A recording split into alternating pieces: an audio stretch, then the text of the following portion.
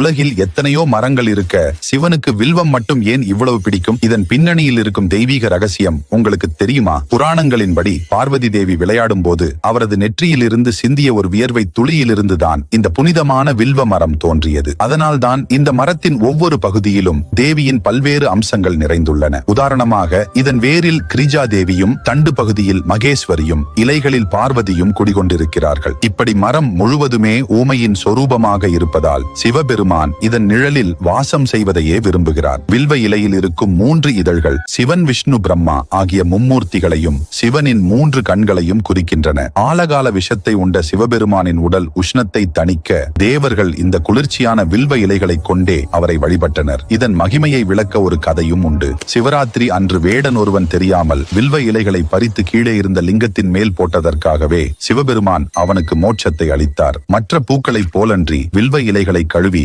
மீண்டும் பூஜைக்கு பயன்படுத்தலாம் என்பது இதன் தனிச்சிறப்பு. திங்கட்கிழமைகளில் சிவனுக்கு வில்வம் சாற்றி வழிபட்டால் உங்கள் வேண்டுதல்கள் அனைத்தும் நிறைவேறும். உங்களுக்கு சிவபெருமான் பிடிக்கும் என்றால் ஓம் நம சிவாய் என்று